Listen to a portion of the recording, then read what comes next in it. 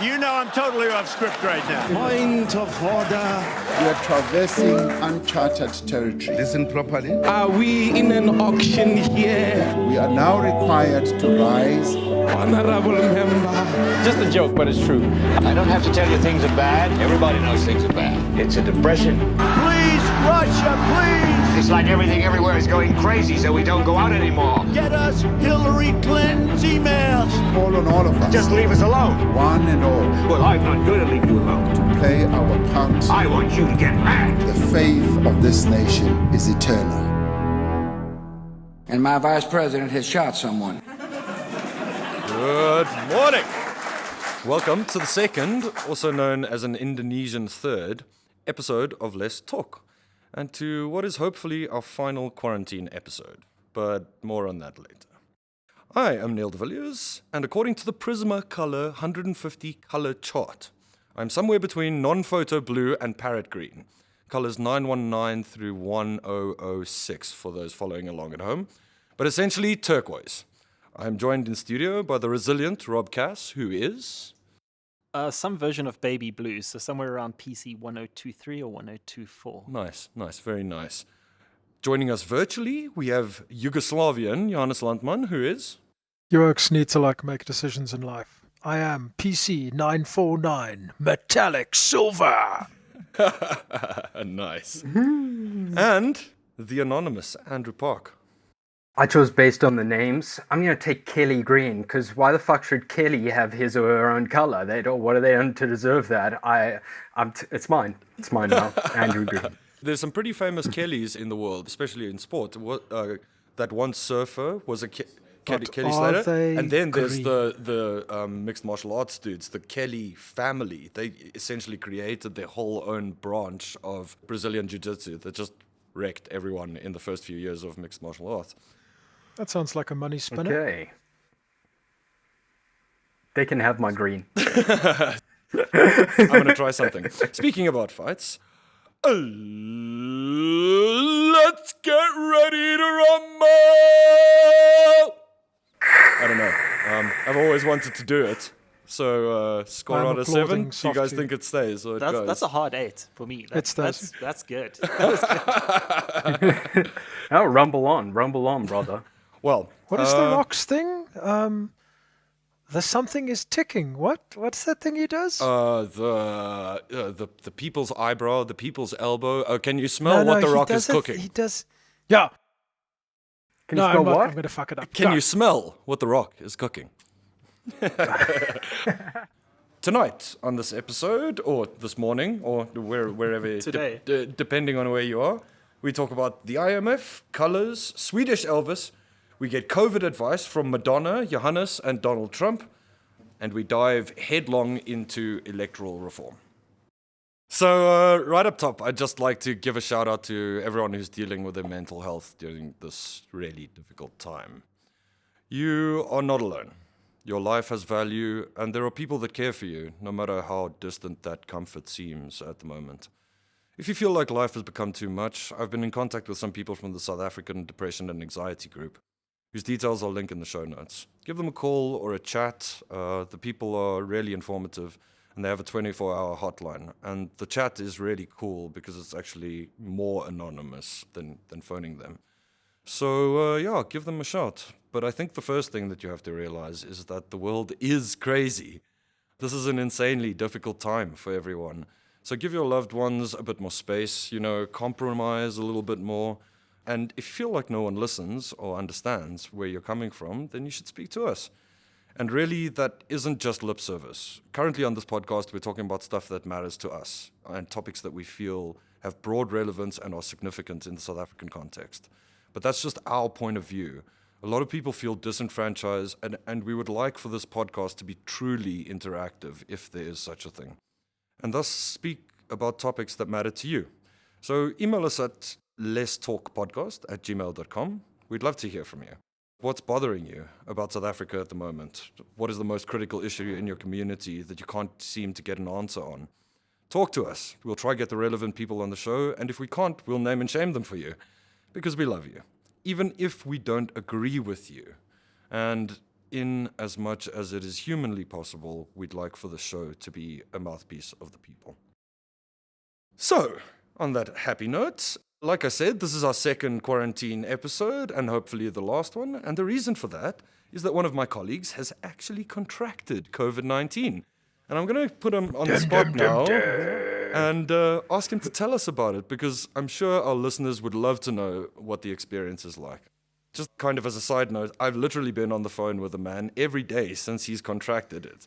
Not really because I care about his well-being, but because it absolutely fascinates me. So, Joe, tell us the things.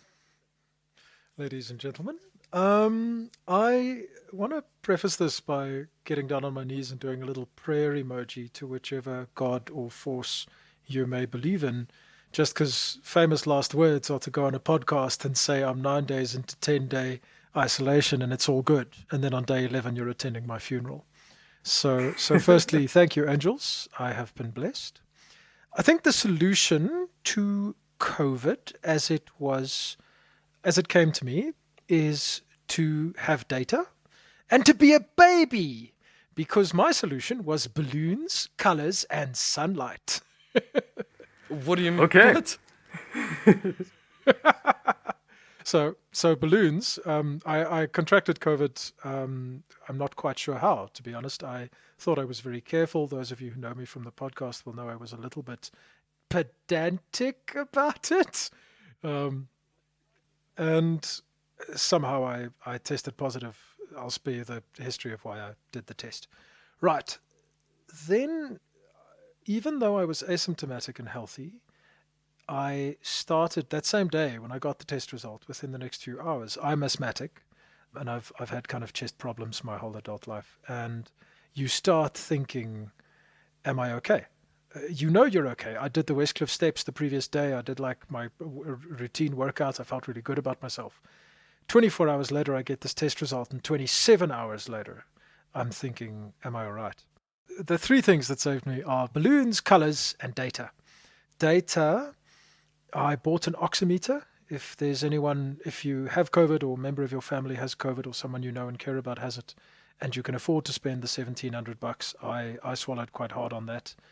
Do it. Do it. An oximeter sits on your finger. It doesn't finger prick or involve any blood. It just sits there, and 10 or 15 seconds later, it tells you what the oxygen level is in your blood. I've had that data point 5-6 times a day for the last 9 days, and it's completely solved my worries, because I can see empirically on a piece of data that I'm fine. Hoo-ha data. Yeah, man, that's it's awesome. So, is that the only precaution you took in terms of like self-analysis of your symptoms or whatever? So there was pulse rate. The oximeter records both pulse rate and blood oxygen, and then I also had a temperature meter. And because I'm asthmatic, I have a thing called a peak flow meter. But that's too much. If you take your temperature and you take your blood oxygen, and you can see your pulse isn't spiking through the roof for no reason, then I think you're okay. Then the balloons and sunlight and color. This is medical advice. I mean, I did a lot of reading and got medical opinion, that was online from around the world. And there are some really basic things out there that I would encourage all our listeners to look at. The one is balloons. Get a bleeping balloon. It's important enough to have a bleep. Okay, get the balloon for bleep's sake. What I found is when you blow that balloon up 30, 40 times a day, and I mean, it's the kind of thing you do while you wait for the kettle to boil or you wait for your Skype meeting to log in or whatever. My blood oxygen actually went from 96 when I started to 100. 100 blood oxygen level is quite exceptional from what I've read. So that's balloons. They're also really fun and make you feel 7, which is good for you. Awesome. Love it. Love it. The other two things or few things, guys and girls, are get sunlight. 20 to 30 minutes of non-peak day sunlight is the recommendation. So before 12 or after 3, they say mornings are better. Get sleep. Your sleep cycle is at its strongest if you fall asleep either before 9 o'clock or before 11 o'clock. Don't ask me why. That's what the interesting things I read said. And then I said color earlier. Eat fresh food that is colorful. avocados, tomatoes, grapes, peppers. I'm sure other people who have more than 4 primary ingredients in their diet will have other ideas, but those are mine. Dietitians say eat the rainbow, hey? Boom! It sounds like the Gwyneth rainbow. Paltrow's blog. Oh my gosh, Gwyneth Paltrow, goop, dude. Oh my gosh. Oh, we have to do it. Oh my we gosh, have to do a Gwyneth side Paltrow, story I mean- on it. Andrew, have you watched that Netflix thing? I haven't. Oh my I didn't know there gosh. was Oh one. my gosh, There's a dude. documentary on her. It's her own show. It's death. Johannes, please continue. I would just point out, gentlemen, that Gwyneth Paltrow made about 4 times more money out of Goop than she ever made as a world-famous film star. So hats off to the lady for seeing that her lifespan But do you know as what an it attractive is, blonde Joe? supporting actress was going to pass. It's crystals and flippin' faith healing and essential oils. And in the words of the wise man, that stuff sells. But it's wrong. I don't know, dude. The gold price just is reaching highest record levels, and that's just gold. It has like it's fucking gold. I can explain that to you, and I've been saying this for a long time, and no one's been listening to me. If you have a lot of money, put a tiny little bit in gold, because if everything goes to absolute pot, then gold is going to be there. I think the reason why people are going to gold is because they feel like financial markets internationally are very overpriced, and that there's going to be a correction. And I think that's even the case in South Africa. Yeah, I'm not arguing that, dude. I'm saying, you're arguing that Goop products have no intrinsic value. Like, it's arguable that gold has no intrinsic value. I mean, It's arguable sure. that money has no intrinsic value. It is Yeah, only well- that which we Okay, place rabbit upon it. hole, people. Where's the back out of this where's one. the thing? Where's Tangent the thing? gavel. Tangent gavel! Did you want to ask something about Joe's thing, his virus, Rob? No. Oh, okay. It's not my virus. I It's just a wanted Chinese to say virus, I'm damn glad it. you're better. I think I've told most of you this, but I play Civ 6 as the Chinese, and about the 10th city that you create with your little settler is Wuhan. And I feel like I should just have that emoji with the one eyebrow raised, like, what are you doing there, Wuhan? So, gonna see an outbreak soon. Cool. Anyone last want to point, jump if in? I may? Oh, yes, yeah, sorry, go for it. So my story's been a very positive one. God willing, I come out of lockdown on Saturday, which is 2 days from today, and I'm asymptomatic, and I've had an easy time. We'll keep you posted. Yeah, please. We'll post in the show notes if there's a memorial service. But what I've found is people who haven't had someone in their circle affected are focusing on all the things that are wrong with financial and government response, not only in our country, but globally.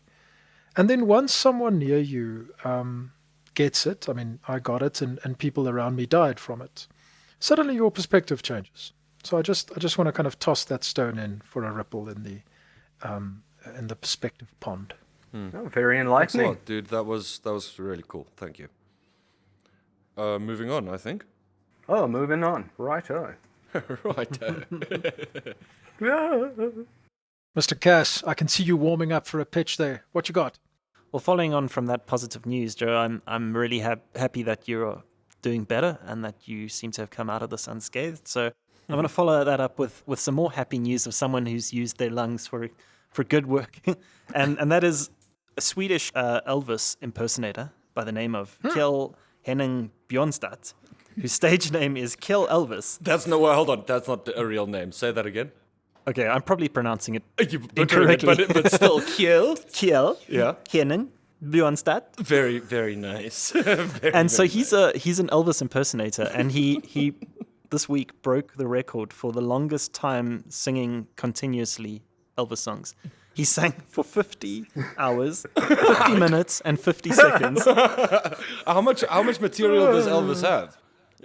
Probably not that much. So definitely not. He would have had to repeat one or two.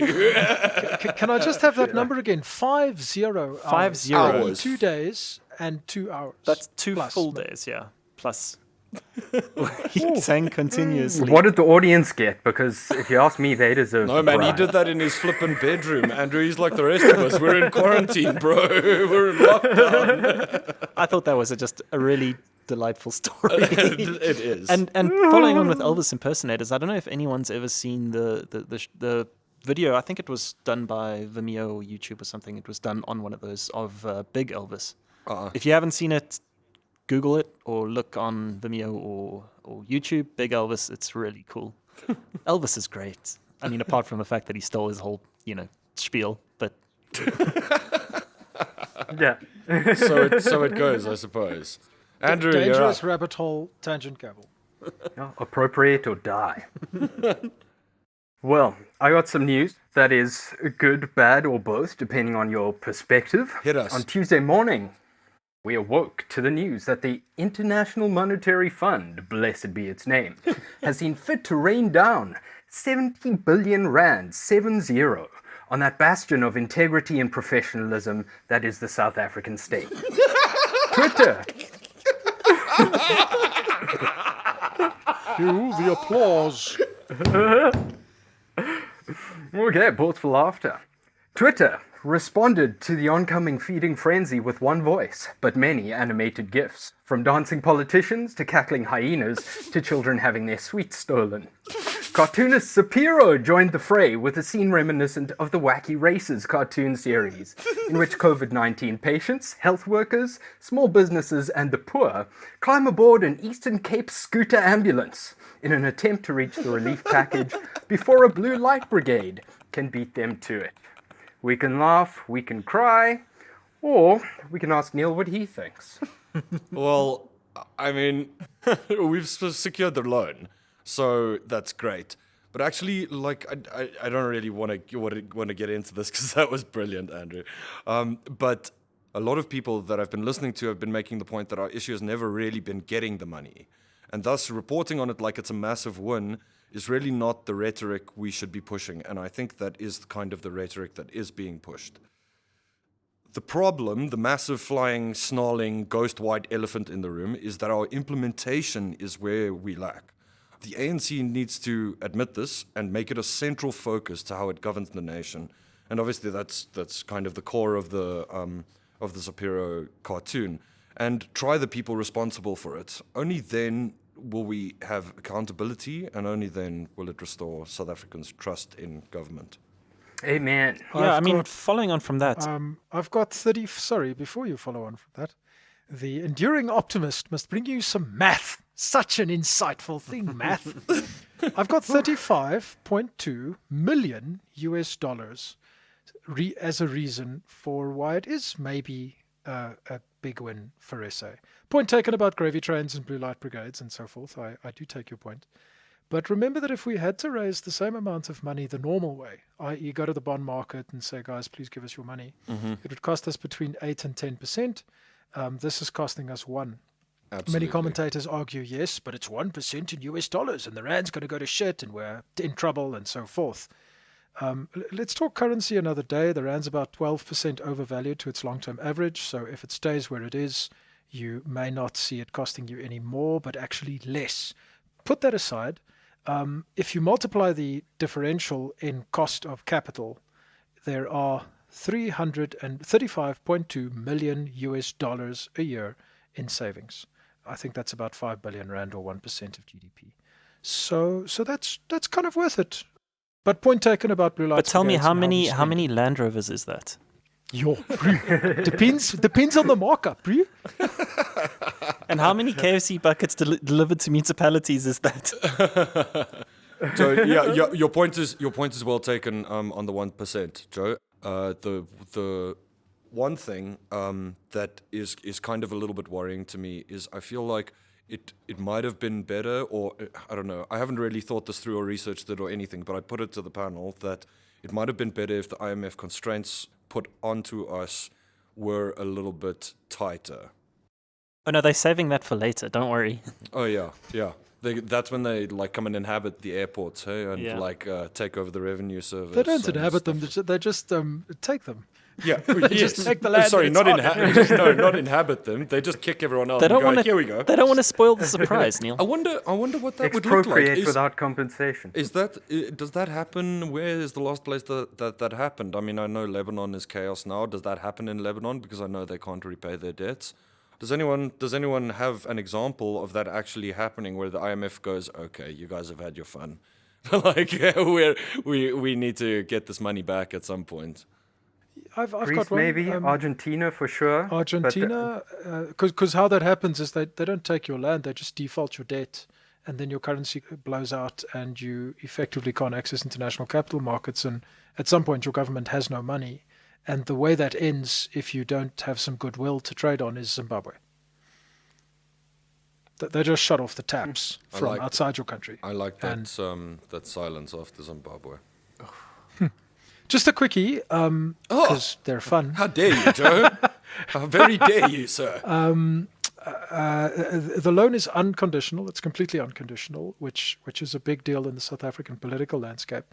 But it does come with a letter of intent signed by both the Governor of the Reserve Bank and the Minister of Finance around committing to some things. So there's no condition, but there is a kind of letter of intent. And that is pretty much everything that we would want for our country, and it's everything Tito said in the active path of his very religiously inspired budget. Remember the narrow gate and the wide gate? The letter confirms everything in the narrow gate scenario. Yeah, I suppose at some point we need to do an update on SAA, but I feel like since we've spoken about it, there have been 200,000 updates. Yeah. Anyway, maybe we'll just do an aggregate over 3 months, and every 3 months we'll give you an update on SAA. Cool. Are you ready to jump in? I think so. Cool. Okay, well, then I suppose we're ready to start with our main story of the day, or our main topic of the day, which is talking about electoral reform. And this is quite a hot topic at the moment because a couple of weeks ago, the Constitutional Court passed a judgment which said that independent candidates should be allowed to stand to be elected to Parliament. And there's been a lot of kind of comments flying back and forth around this, so we thought we'd dive into it a little deeper. And the way I want to start... Can I ask you a question? Sure. Sorry to interrupt you. Just for our listeners' sake, what does that mean? Like, how can an independent not currently get to Parliament, and how does this legislation change that? Okay, so we will get into this later, but just off the bat, the way it works in South Africa is that you vote for a party to national government, and each one of those parties has a closed list, which means that they have a list of people which is not...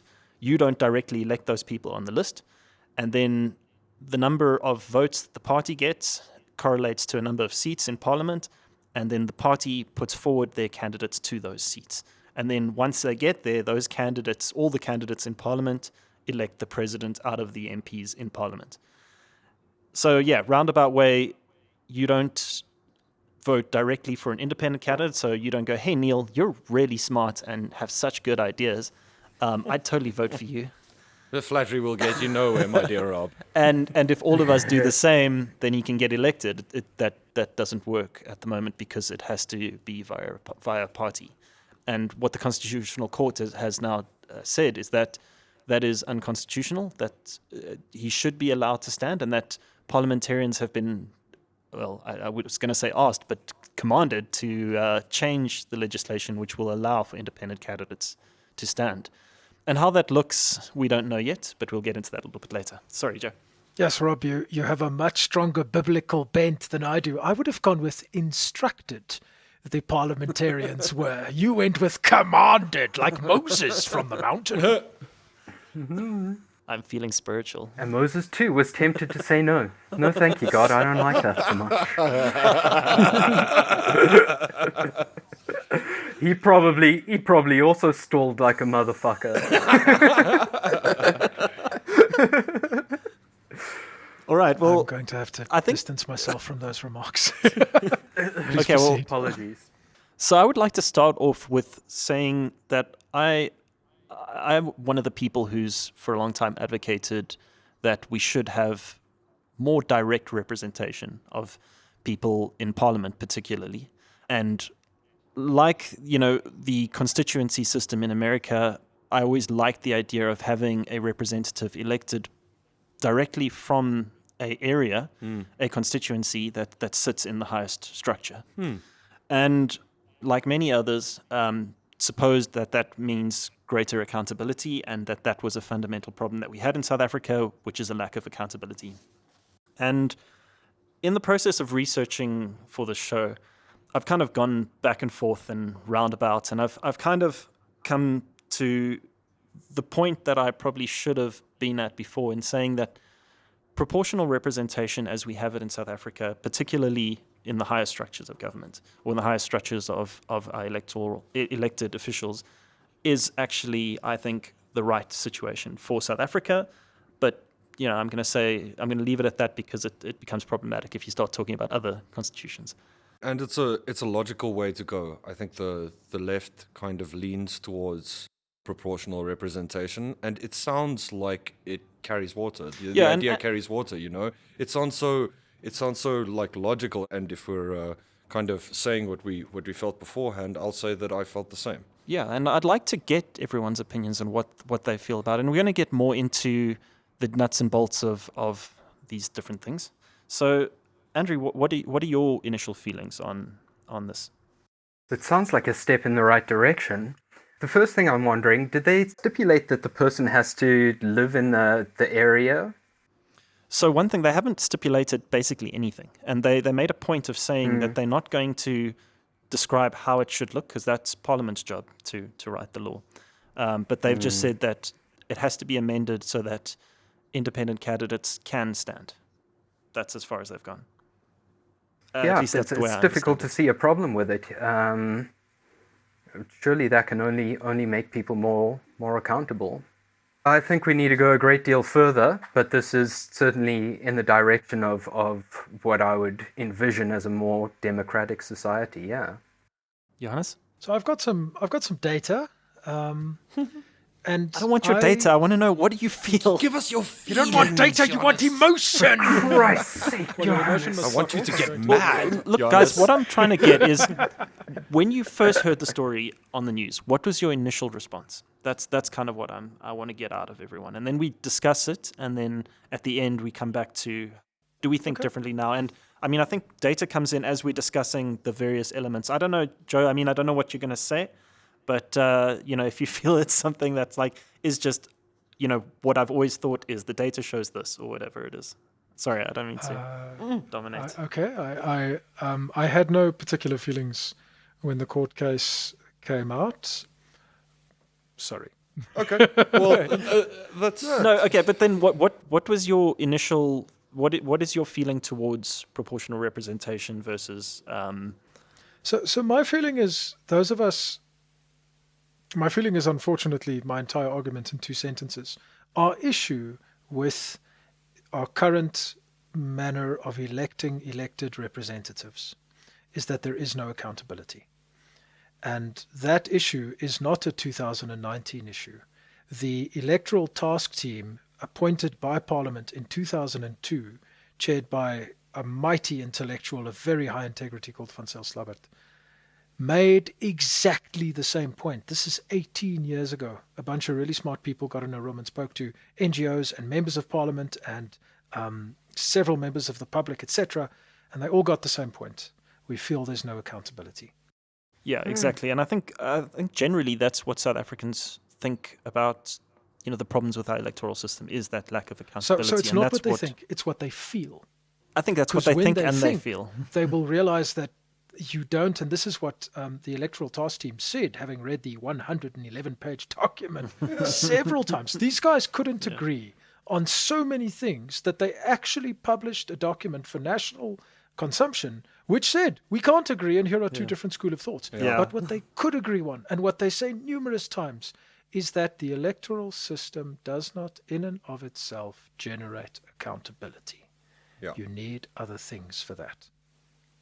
And I think that I could have told you that.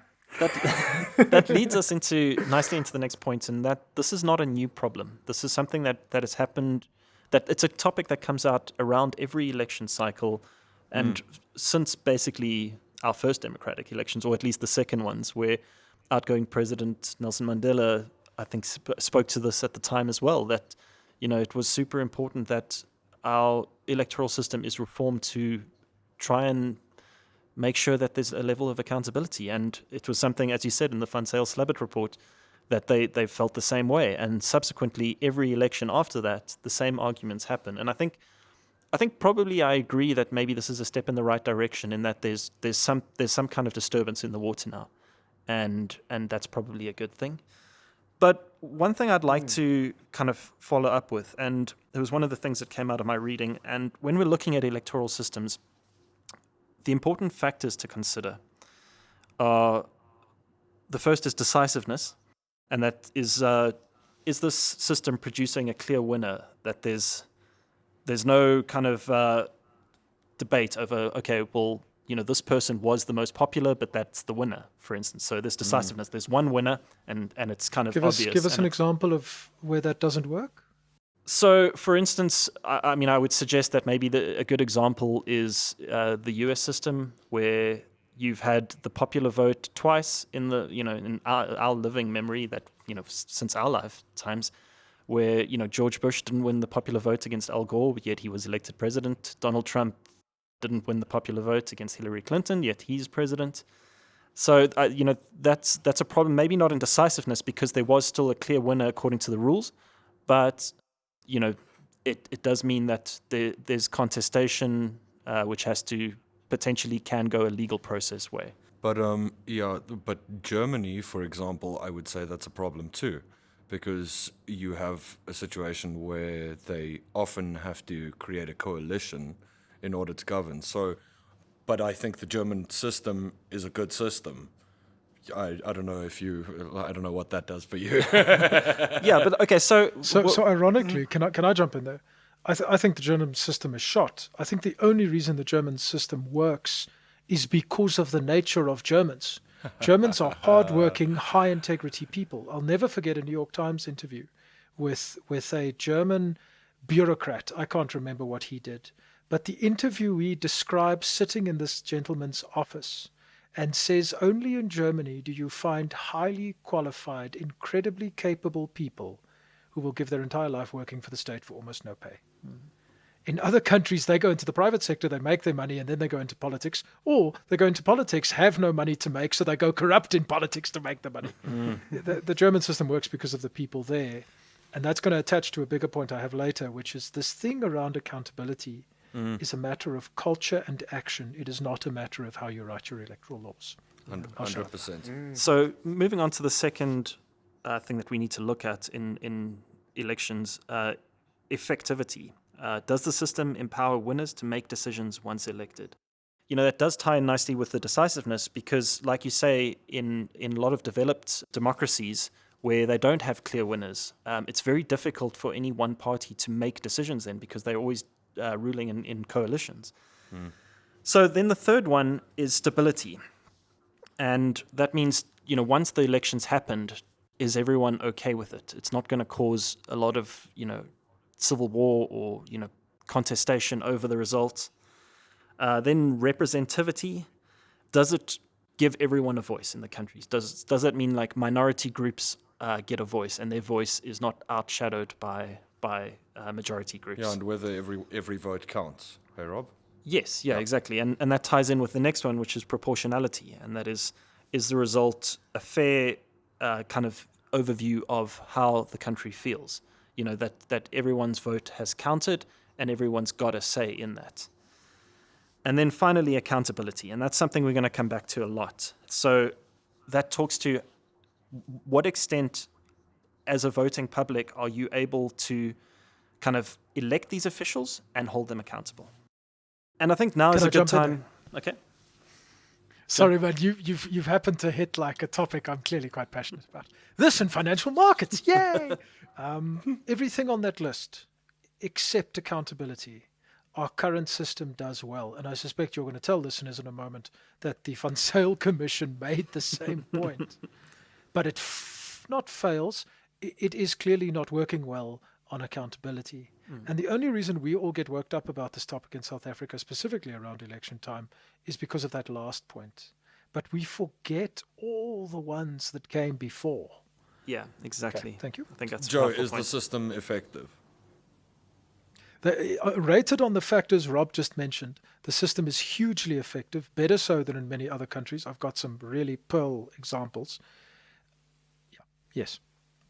Well, I think something that really, just as off the top of my head, something that really jars the entire system is that people who are workers would vote for Kusatu if they had their own political party.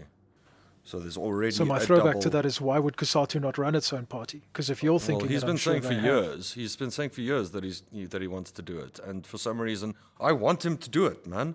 Because then it's like the Labour Party in the UK, which makes complete sense to me. I think the point here, Neil, is that if Kusatu wanted to, they could. Yeah, and with the votes 100%. they would get seats in Parliament. And with the seats they have in Parliament, they can represent the people that voted for them. Do you think that would be a better outcome? And I can see you reaching for that gavel. But do you think that would be a better outcome than having a twice removed kind of thing? Because Kusatu is humongous, obviously. Well, and Neil, that's a complicated question, because would it be a better outcome for who? For the workers? For the workers. Or for the country at large? For the workers. I think Guys, so, yes, if they because thought I've it would be spoken a about better it outcome before. for the workers, they do it. Yeah. No, Just not necessarily, Joe. Are you saying I don't know. Kusatu says we would rather not have the maximum amount of political power we could have? Because that's the question.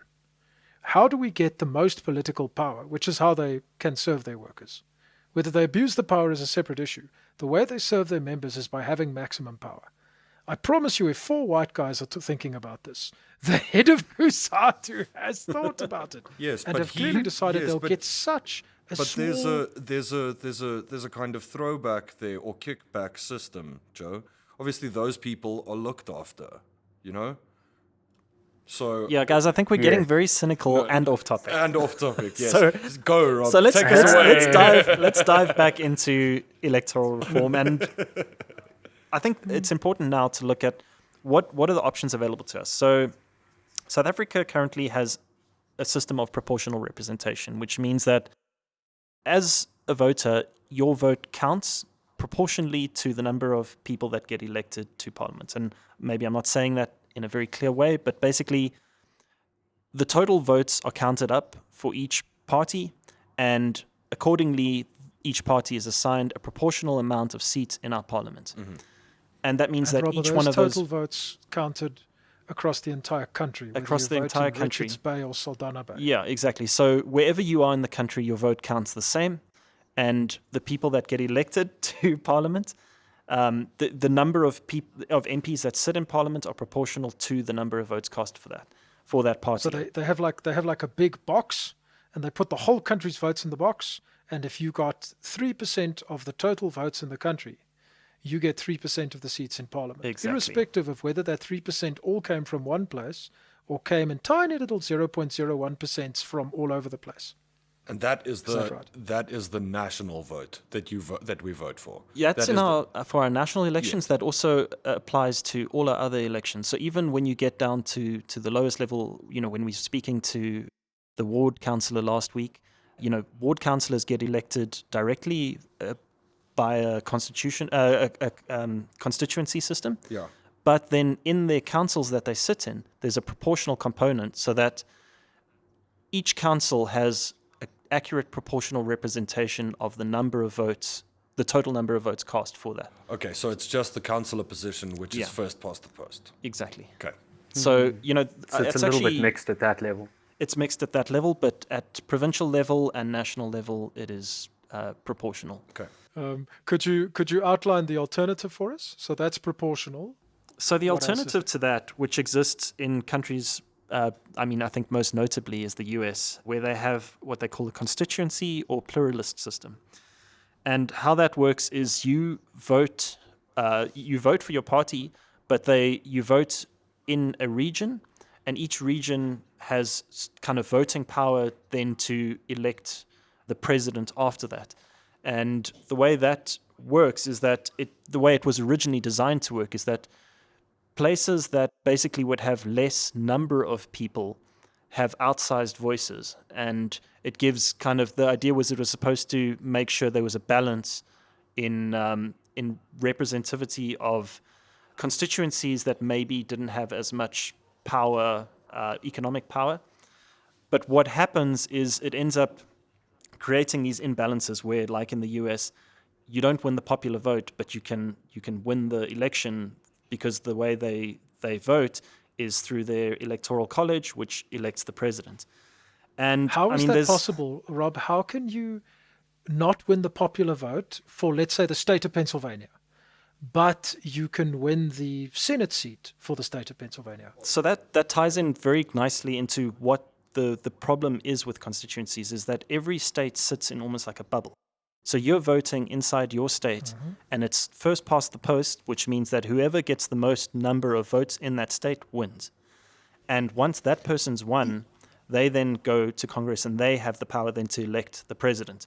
So even, there'll be states which fall obviously to one side or the other, but then the problem with first past the post is that all the votes that go against that representative basically don't count. And So hang on. First past the post, just help me. If I get 38% and the 10 other schmucks all get 10%, I haven't won a majority in Pennsylvania, but I've got more than everyone else. Yes, Thus, I'm exactly. first past the post. And the problem with that is, especially if you've got a system where you've only got 2 or 3 parties, you've got a huge proportion of people whose voices are not represented by their vote.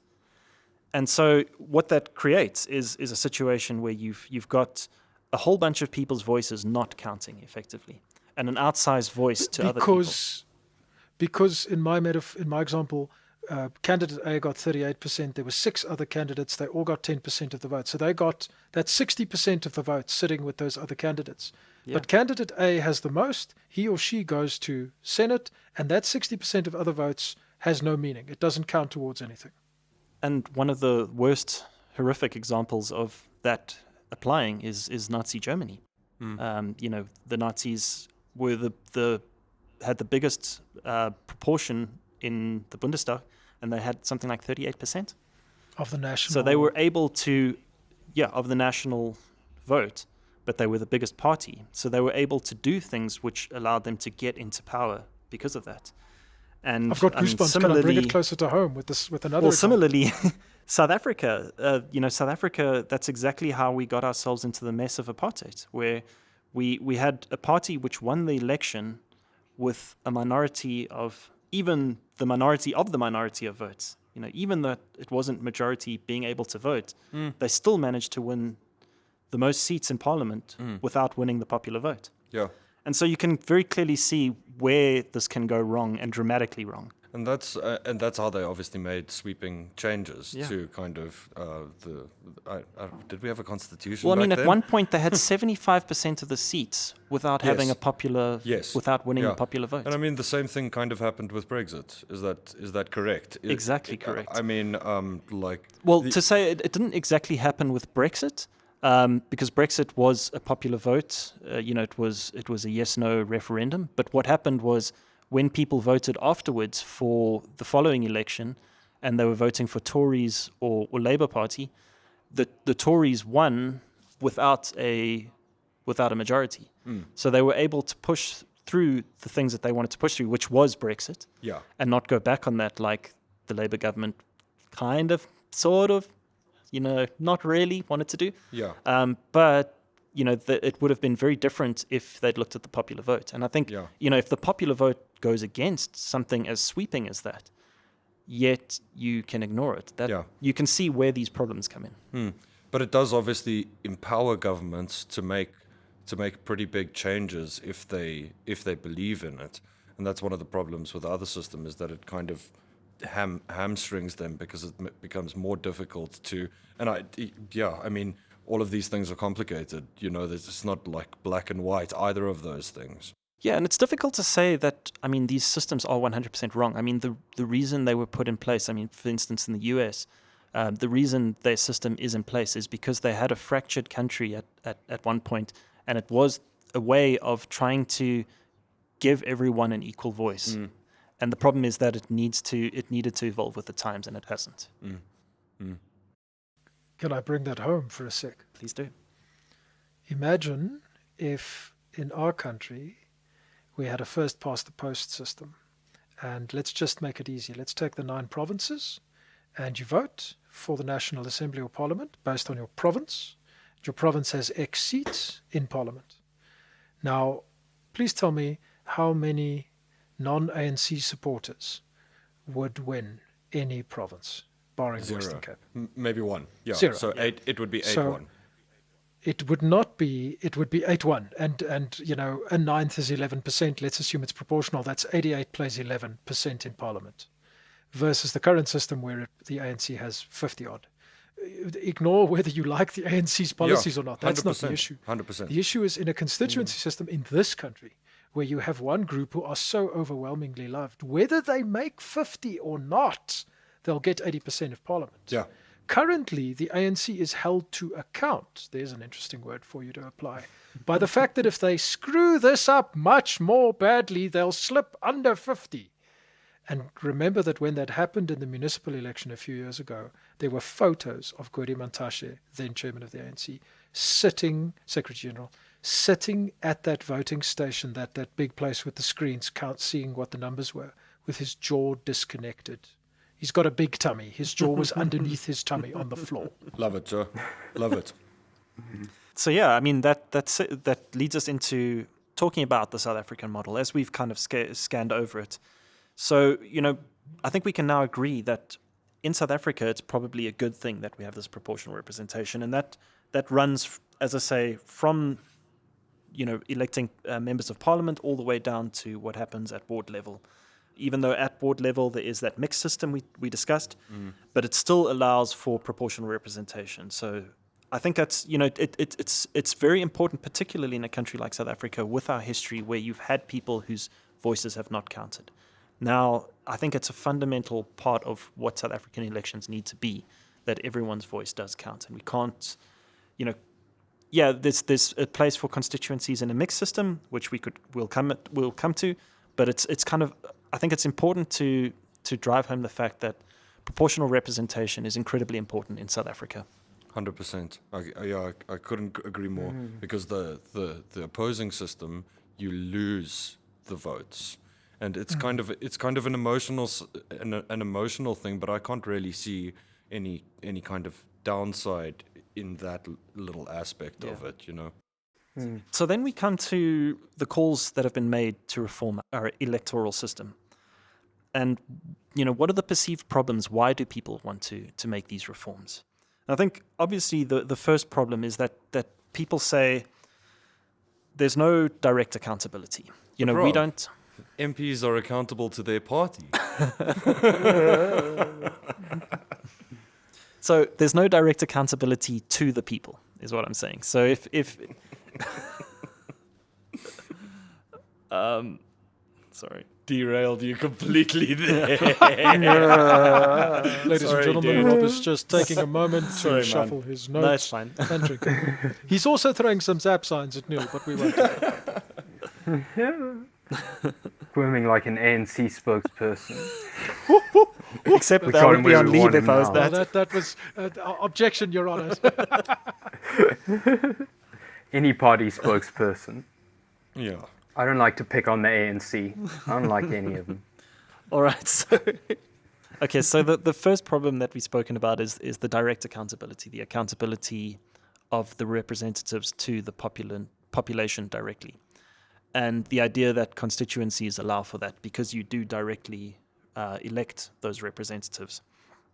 And then the other one that people call for reform is that because of the system that we have where you vote for a party, you're then bound to voting for whatever decisions that party makes. So whatever the party platform is, you're voting for that. You're not voting for instance, if it's an independent candidate, they say, I'm going to push to fix this school right next to us here, where the ANC says we're going to fix all schools.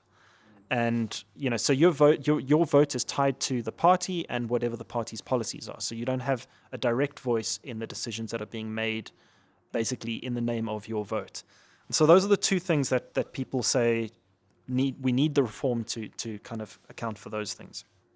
And we mentioned the Constitutional Court judgment and how that is now going to apply to this. And it's interesting because a lot of the commentary that's come out so far is to say this might be great, but actually we don't know yet because the Constitutional Court hasn't given a strong directive. They've said, okay, you need to allow for people to be directly elected, But what does that look like? Well, that's for Parliament to decide. And, it raises questions like one of the initial problems that was encountered or that people started talking about was if you are directly electing someone to Parliament, for instance, and that person happens to die, then what? I mean, if you're voting for a party, they've got a whole bunch of other people next in line that can take up that spot, and they still follow the party line, so not much changes. That directly elected person, what happens with that seat? Who does it go to? Does it go to a party? Do you have to vote again as that constituency? It raises a whole bunch of really interesting questions and problems. Rob, is there any data that suggests that the kind of constituent system is more effective in terms of accountability than the list system? Pick me! I have data. Go for it. The Electoral Task Team Report, the Van Zyl-Slabbert Report, page 18, paragraph 4.3.5.3. I quote, no system can simply deliver accountability. Electoral systems of whatever variety can and will be abused by leaders, cliques, representatives, and parties in, I thought this was very creative, in an unimaginable number of ways. For a very dry report, that was quite big language. And Neil, it doesn't directly answer your question, but it makes the point that I'm burning to make, because the Van Zyl-Slabbert report makes it repeatedly, that it's not a question of the system delivering the accountability. It's a question of the system delivering the 6 or 5 things Rob mentioned. It does all of those except accountability really well. No one system does accountability better, ours does the others well. So how do we address accountability? And I'm going to keep going if I may for just 1 second. I'm going to throw another pebble in the pond. One of the articles, Rob, you kindly sent us to read, it might have been Van Zyl's report, was open lists. Could you tell us a bit about open lists? I could, but it opens a whole other can of worms. But basically, if you we're in that can, brother. So what they talked about with open lists, I mean, the idea of what an open list is. Okay, so we mentioned before that what we have at the moment is a closed list system where the party has a list of names that they elect as the members that they would like to send to Parliament, depending on how many votes they get. In an open list system, the public votes for those names. So you directly elect all of these people. And the problem that creates is a huge amount of work, effectively, because each one of those people has to be kind of independently vetted and independently voted for in a series of elections before they finally get to the final place. Or when I go to vote, let's say there are 50 people on the open list. Yeah. Well, there are 50 names, and I've got to rank them 1 through 50. Yeah, so but can we ignoring the logistical matter for a moment? Let's just reflect on the idea. So an open list would say, you go to the polls, let's make it easy, let's say there are 10 names per party. If you want to vote ANC, you can then rank your 10 ANC members according to what you want. And every single one of those around the country goes in, and the ANC doesn't decide who's at the top of the list, the voters do, by ranking 1 to 10. And there's a lot to be said about simplicity. Idea? I mean, it is an inspired idea, but going back to what you said, if you're presented with a list of 50 names for each party, how are you judging those people? Are you going to go and do the homework and seeing exactly what each one of those 50 people from each party represents or stands for? You know, it creates a problem just on the logistics of it all. So we will get to a system which, you know, incorporates a little bit of that into a mixed system. But I want to just kind of follow up with what we've been talking about. We've been talking about independent candidates as someone who stands completely independent. You know, in a constituency system, it's not necessarily electing someone who's completely independent, and that's one of the problems that they have in the US again, or in the UK, where although you're electing a constituent from your constituency, so someone that you're directly connected with, that you can go and hold accountable, that person still belongs to a party, and at the end of the day, they still at some point have to toe the party line. And it stands to reason that, you know, we like the idea of having independent candidates, but the reason parties exist, I think, is, you know, to coordinate and collaborate on winning elections. And organize. Exactly, it's collective organizing around ideas. And it stands to reason that a lot of these independents will end up creating political parties, and those political parties will have a line that they want them to toe. And so, again, that's not necessarily going to achieve the accountability that we're looking for. But it will achieve chaos. There are 400 seats in the national parliament. Let's assume 50% of them, that's 200 seats, are won by independents. You now have 200 individual people pushing their own agendas. Fuck yes. I mean, That's what guys, I want. I want it. So I'm frightened by it. I think that the capacity to get nothing done because of the infighting and bickering and politicking is massive. Yeah. Well, let's just have 20 MPs then. Let's cut it right down. Let's have one MP per party, because like if you got 20 MPs all saying the same thing, what's the flipping point? That's called fucking the boat, Andrew. The more academic way to address the same thing would be to say that by only having 20 in a country of 60 million, you're going to run into proportional representation problems again. But yes, you could go with Neil's answer. So I feel like, sorry, I was just going to say, I feel like if there was internal democracy in the parties, that'd be a fantastic place to start. And there's supposed to be, but it instead it works on a sort of system of, you know, if you vote for Cyril, he agrees to pay your ANC fees for you. Isn't that politics all over the world? I mean, is politics not per definition building relationships to achieve joint outcomes, be they nefarious or not? Well, Andrew, that's a very interesting point as well, and it's something that we are going to touch on a little bit later as well. Okay.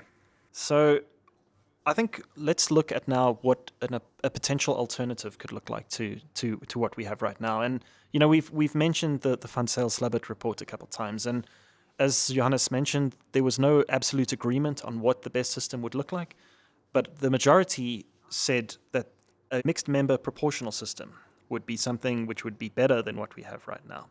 And the way they envisioned that looking, and it's something that when the electoral reform debate comes up, a lot of people reference this model as probably the best alternative to what we have right now. So the way it would look is we would have 300 MPs in Parliament. Currently, we have 400 seats in Parliament. Yeah. Okay, so we would have 300 of those seats taken up by MPs, which would come from 69 districts around the country. Okay. So we currently have 9 provinces. They would split all of that up into 69 little blocks, and each one of those blocks would be a constituency. Okay. And in each one of those constituencies, people would vote for representatives or vote for a party, and you would get between 3 and 7 people that would be elected by that constituency by proportional representation. So if you, for instance, got the majority, you would maybe get 3 of the 7 seats, and the other parties would get 2 each. Yes. Okay, Yes. so then you've got 7 members from that constituency that go off to Parliament. Yes. Okay, so that accounts for 300 seats in Parliament. Yes. And then we would reserve another 100 seats in Parliament for the overall vote in the country, so that you would assign seats to make sure that, depending on the number of people in Parliament, you would still have Ends up proportional being representation. Proportional. So it wouldn't be that those other 100 get elected like direct proportional for those 100, but that the overall is directly proportional to the number of votes in the country for each particular party. It's a way to solve the proportionality problem in a constituency system. Yeah. So it takes away the first past the post problem, but still gives you that direct representation from your constituency. And the kind of decisiveness, presumably, the ability to enact big changes. Exactly. And so that's something that people keep referring to when they talk about this debate, that's what we should be pushing for. How do you guys feel about that?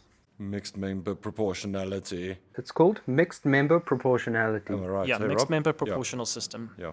So the reason it wasn't instituted back then, because this report was finalized in 2003, prior to the 2004 election, and what they said at the time was, firstly, there's not enough time to set this in place, because obviously it's gonna the mechanics of it all are quite dramatic.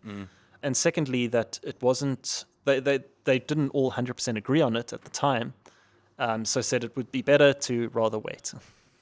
Sounds familiar in South Africa, isn't it? Kicking the can down the road. Part of me feels like, are we wasting our time even having this discussion? Because if it's if the parties are, I mean, we can't expect political parties to act against their own interests. So to send an instruction to Parliament saying, okay, all you guys voting along party lines and so on, make some new legislation that takes power away from your parties. Like, that to me seems ridiculous. Like, why would you bother asking those guys to do it? You know, we know half of them are corrupt anyway. What's the point? And it feels like it's going to be like, you know, the minimum wage discussions in NEDLAC, and the outcomes of that looking so great, and then at the end of the day, it being watered down so much that you may as well not even have it at all. Or this, what's the other one? The political party funding bill, where it's stalled, watered down. Now you can still donate, you know, 99 grand, and no one needs to know about it. Yeah. So I don't mean to be. See, Yeah. but also remember that they have been instructed by law. So if it doesn't happen in 24 months, then they could be. Yeah, I mean, I think there's a fairly high probability that in this country, the NGOs and the open society organizations will watch this thing like hawks. And if it doesn't get done on day 1 of month 25, someone's going to court. I take your point that it's a long and beleaguered road, but I think there is a road there, and I think it does go somewhere. Okay. So I think it's worth also talking about, you know, this then allows for constituencies that have to, or constituents that have to come back to their constituencies to answer to the people. And something, you know, I certainly wasn't aware of this, and kind of embarrassingly so, I feel, at the moment, because the way the South African system works is that each MP that gets a seat in Parliament is actually given a constituency. And they are actually expected to do constituency work. And they have to go and report to that constituency. So, I mean, we've got that mechanism available to us. Why is it not working? And I think before we say, well, okay, we need constituencies, we've got a form of a constituency. Why is that mechanism not working? And if we change that, would the mechanism still be broken? How does changing the electoral system improve that mechanism? Yes, yeah. And just off the bat, like off the top of my head, I don't think it does. Changing the electoral system kind of throws everything into chaos, more chaos than it is now. And are you going to get that result that you want? Probably not. The mechanism is still not going to work. I don't know. I disagree. I think in the system that we currently have, you're supposed to have a constituency, but your constituency can't vote you out specifically if you're not interacting with them. It seems to me like that's the main difference. I mean, you can go complain to the party and say, oh, please don't put them on your list again, but that's all you got. Whereas otherwise you could probably campaign and go even door to door and say, like, listen, this guy's not doing his job. Everybody hates him. Let's all just pitch up and vote him out. Yeah, but it's interesting that you mentioned that, because it wouldn't really it doesn't really serve the party to enact this kind of change. You know, to let people vote for the specific person that they want in. And we've seen that now, because the way that power was brokered by Cyril in the last election was by pandering, I think that's the right word, pandering to that humongous faction within the ANC. So I mean, you could even argue to Didi, specifically to David Mabuza. David Mabuza and Nkosazana Dlamini Zuma. Well, I mean, they were not at all. Forgive me, I have a very different reading. So the ANC at Nasrec were broken almost down the middle on whether they choose the dark side or the light side, which Cyril was or the other goal. Yeah, the question was between NDZ and Cyril. Correct, and he didn't pander to the other faction. He it probably wasn't him, and I'm not too close to this, but he went to Didi Mabuza specifically, who held the Mpumalanga voter bloc, which I think is the second largest bloc, and also Didi's one of the strongest political guys on the dark side. And sorry, it's an important distinction. He didn't go to the whole enemy camp and say, I will give you some seats. He went to one of the key players and said, if you vote for her, we lose the next election.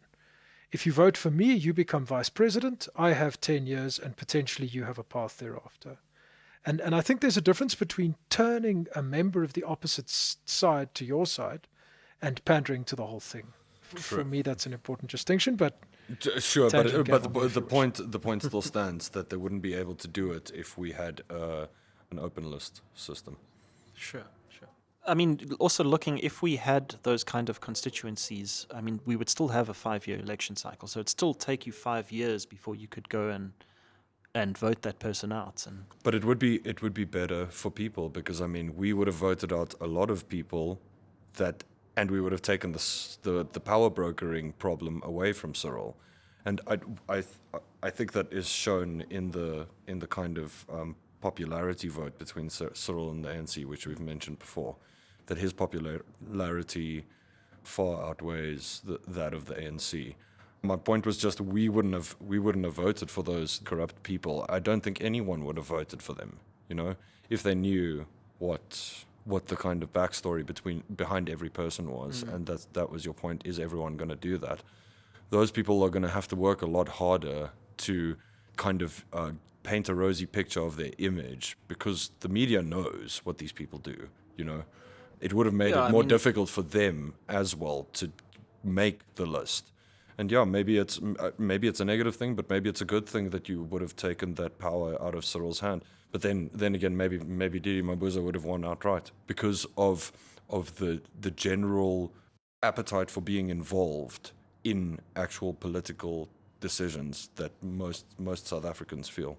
Can I jump in there? Of course.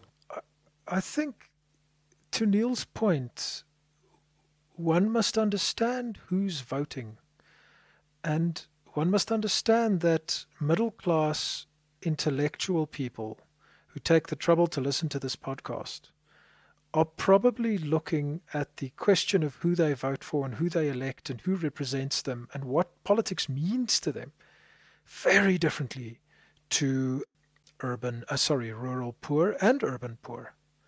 And my point is just that the complexity and nuance in South Africa around who votes for who goes far deeper than just the accountability of direct or not representation. There's other stuff there. There's tribal stuff there. There's tribalism versus modernity. There's what is the right thing to do culturally? What is my structure? I think it largely comes down to cultural stuff, what you're talking about, Joe. Agreed. And to some degree, education, access to information, literacy, data, the ability to access information we take for granted on a smartphone, etc. I would say also social grants. Apparently there was around the time of the last elections, there was a study done by the University of Johannesburg where they showed that people's main reason for voting ANC is that they were afraid of losing their grants and, they could hardly survive even with the grant. So it's almost, to me, it feels like an element of extortion there. You don't provide people with the services and the education and so on that they need to look after themselves. You just keep them dependent on you and afraid that if they vote for anyone else, they lose what they got. Sorry, Andrew, do you think that's because of the way that the ANC painted the picture? Because I'm pretty sure that if the IFP or the DA or even the EFF come into power, they're not going to stop paying social grants. I mean, the EFF is not an outside... The EFF will steal it, but all the others, I agree. Yeah, I think that's a big ANC line. Yeah, and they have a few of those kinds of lines, which infuriate me. Yeah, and I would suggest, the ANC's done a great job of purposely obscuring the lines between party and state for that reason as well. Yeah. But Andrew makes a terrifically insightful point, that you might go through the hours and days and years of effort of changing the system, only to have exactly the same outcome. Why? Because it's not just about what we think, direct accountability will generate. It's about these other cultural, socio-political, educational, access to information, historical, access to educational, access to economic opportunities. It's all that stuff as well. Yeah. And that's a great segue into what I want to kind of finish off on is overall thoughts about this, at least my overall thoughts, and I'd like to get a closing statement from each of you as well. And that is, I don't think that the electoral system as it stands now is our real problem. I think it could be better, sure. But we, as we've said time and time again, we have an accountability problem. And it's not necessarily a problem with exactly how we elect our representatives. The problem is the way the system stands now, we need a strong opposition. We need competition to the governing party, and that is what's going to hold them accountable. A strong civil society like we do have is what is holding the government accountable at the moment, especially in light of the fact that we really don't have any decent opposition at the moment. And that is kind of what we need. We need more people to be active in that civil society. We need that civil society to hold government to account. And that is like we've spoken about on various things, whether it's party funding, the governance processes, particularly like we've discussed with the IMF funding that we've got, who's going to hold the government accountable in that? Who's going to make sure they're not squandering that money? Is the opposition really in a position to do that? Do they have enough sway? No, they don't. But civil society does. Just on party funding, I feel like it's something that no one ever brings up. You would, in a perfect world, the people giving that money to those parties should be holding them accountable. And you can almost see it like a sponsorship deal for a sports team. If that sports team doesn't perform year in, year out, and they can see that the management is going downhill and the person that's at the top is power hungry and he's not effective or whatever, they pull those sponsorships and then those things go under. Yeah, look, man, I'm going to disagree with you on that, because I think you're implying that the people who are funding that have the best interest of the country at heart, which they clearly don't. If you're funding a political party, it's wrong. That's the thing. What I'm saying is civil society is holding them accountable, so saying that is not right. And that's the thing. So in the absence of a strong political opposition, all we have at the moment is civil society to hold government account. Yeah. And understanding that means, we need to all be more active in getting involved. 100%, dude. 100%. So two things. One, we have civil society, thank you God, and NGOs. We also have our vote. And let's remember that the current ruling party is very much in danger of losing their majority. It might only be by 0.5%. But we do have our vote, and we sometimes forget that. It is there, and it does have an impact also at municipal level. Second point, ladies and gentlemen, our listeners, this show is about what can you do? Where is the action? So there is something called a Parliamentary Constituency Office. Please go and Google PCO. We might link something in the show notes. There are 350 of these things nationally, and as Rob alluded to earlier, MPs, members of Parliament, and members of the provincial legislature, that's basically Parliament per province, they are required to make time every week to spend it with their constituency office. I'm sure many don't. I'm sure many are corrupt, but that is the system that is there. We should try and get. And we talk about how do we keep people accountable. Let's find your PCO, write a letter, make a phone call, send an email. Spend your 67 minutes a week making a difference by harassing someone. That's also something we can do. And a good way of doing that is if you follow a organization called People's Assembly, you can visit them at pa.org.za. They will give you your local constituency office, whoever your local MP is, and your ward councillor. You just type in your address, and it'll show you all your local people that you can get in contact with contact details. They also facilitate petitions that you can send to government. I know we spoke about that briefly last week. So that's, if you want to look further into that, they do facilitate those kinds of petitions. And another great thing that they do is they check MP attendance. So they log each session that MPs are sitting in.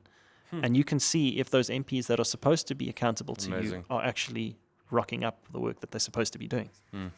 Another group and they have that's the minutes also of the meetings, all of the parliamentary meetings that person has attended. You can check the minutes, so you can go and see what is this? What kind of things does this person say in meetings? It's very cool if you have the time for things like that.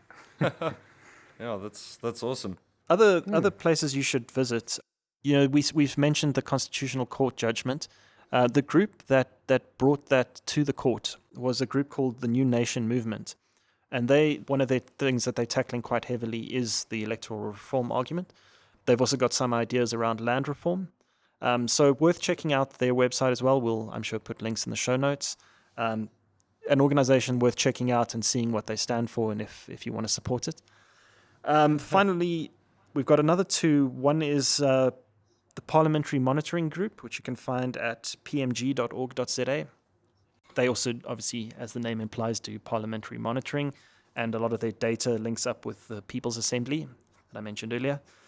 And then finally, we've got My Vote Counts, an organization which does education, advocacy, research, and litigation regarding electoral system in South Africa. Some of the things that they have looked at are political party funding that Andrew mentioned earlier and the problems around that. One of the things that they're working on at the moment is the election of the new IEC commissioner, which is obviously quite a big deal. And also intra-party democracy, another thing that Andrew mentioned earlier, and how important that is. And there's a lot of great stuff on their website. I definitely suggest going to check that out. And if you feel strongly, support these organizations. Thanks, Rob. We should try and get some of those people on and do a follow-up episode on this. Oh, yes. That'd be the raddest. Just on my kind of closing, as you know, I said at the start that I kind of started at the same point that you started on. But on your first point that we lack in terms of accountability, I think we lack in terms of accountability and implementation is our big issue. You know, the ideas of the ANC, I think we can all agree, are great ideas, and so it shouldn't even become a thing about the nuts and bolts of the efficacy of the party, but it has become that. And that's to the ANC's detriment. I think they would find a lot more people voting for them if they actually just did what they said. And I think you often make that point, Rob. And then, on civil society, get involved. Talk to us. Talk to your parents. Like, start there. Start small. Organize in your communities. I think it's really important that we all get involved. And obviously that follows on from our episode last week. Andrew, any other thoughts? Yeah, I think the main takeaway for me is that none of these electoral systems work unless the public is engaged, whether like more kind of formally through civil society organizations or just like calling up someone and complaining. There's this myth that like, it's someone else's job. There are potholes in the road, so I'll complain when I get home, but I won't complain to anyone who actually matters because the system is supposed to take care of that somehow, or it's government's job or whatever. Like, that's a myth. Can I just say to our listeners that as soon as Andrew started going on that little rant, the video chat exploded with devil horns, with thumbs ups, with dancing emotes, balloons, happiness, the blood oxygen levels at 110. Oh, you guys! I try to keep my points as metal as possible. And we love it for it, Andrew. I just want those horns, man. Yeah, there's a rating scale, Perhaps to echo Andrew's point, and I think a point we've made, but to echo it for me in closing, you won't solve it by the system. How can you solve it? By engaging. Accountability is not brought by the system, it is brought by action and by a culture of action and a culture of accountability. And how do we feed that? Use the websites we've discussed, use the 350 national PCOs, parliamentary constituency offices, and give these oaks a hard time. And then the other one, and unfortunately, because you're listening to this podcast, I'm preaching to the converted. The other one is use your vote. I don't care who you vote for. Use it. Just to get into something a little lighter, and I say that every week, but I dig these stories. Madonna is a conspiracy theorist and an alt-righter. So on Tuesday, she shared a post about how hydroxychloroquine treats the virus, adding the vaccine had been developed, but it was being kept a secret to let the rich get richer. That's a direct quote. She said, "The truth will set us free," and added, "But some people don't want to hear the truth."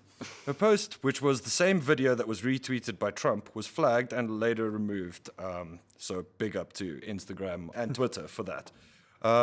But the actual interesting part of the story was that the video contained a controversial Houston physician, one Dr. Stella Emanuel, who believes, 1, that gynecological problems like cysts and endometriosis are caused by people having sex in their dreams with demons and witches. 2, that alien DNA is currently being used in medical treatments. And number 3, that scientists are creating a vaccine to cure people of their faith in God. Basically, It's also like clear- admitting it's a disease. It's also clear that the good doctor has adopted some of David Icke's thinking, saying that reptilians run a part of the government. Well, I suppose Well, if they it's not probably the do a whole better That government. I could get behind. But I suppose it's not the whole government. She stresses that it's only a part of the government. Of course, yeah. There are actual humans in there too. That's some relief. And finally, that she's successfully treated hundreds of patients with hydroxychloroquine. So that's amazing. But just to get back on topic before Rob gavels me here, my message to Madonna is going to be the same as my message to Kanye West last week. Sit down, Madonna! And shut the hell up. You can't publicity stunt your way back into relevance. Amen and touche. Face Can I it, also Neil, add she's that Madonna. someone saying all of this is a strategy for the rich to get richer is pretty rich, coming from someone whose net worth in 2020 was estimated as $800 million. Well, Maybe yeah. we should get our next IMF bailout from her. But I mean, do you think it's relative? She looks at Bill Gates, she's like, fuck, man, those rich people. I mean, yeah, it's amazing. That's like that Kylie Jenner story where she faked her tax returns to make her a billionaire. So she actually paid more tax, 3 times the amount of tax that she would have paid, so she could prove to the media that she was a billionaire. Oh, that's special. Intense. Can I give our listeners a closing quote? Yeah. Esteemed listeners, next week I will tell you the story of my experience with Robert Kennedy. But this week I will give you a closing quote. I give you this closing quote in a hope that we will all do a little bit of civic life. We will all have a little bit of civic life each week, as Neil and I discussed last week, whether it's 6.7 minutes or 67 minutes. Quote goes like this. It is from numberless, diverse acts of courage and belief that human history is shaped. Each time a man or a woman stands up for an ideal, or acts to improve the lot of others, or strikes out against injustice, he sends forth a tiny ripple of hope. And crossing each other from a million different centers of energy and daring, those ripples build a current that can sweep down the mightiest wall of oppression and resistance. Phone your PCO office, buy someone a wimpy meal, get up, say data-rich things. Do your tiny, diverse act of courage. Make your tiny ripple of hope. And on that note, That was not a Madonna song that I'm familiar with. that's all from us. Thank you to my compatriots, Mr. Rob Cass, Mr. Johannes Landman, Mr. Andrew Park, and to our producer, Francois de Villiers. Good night.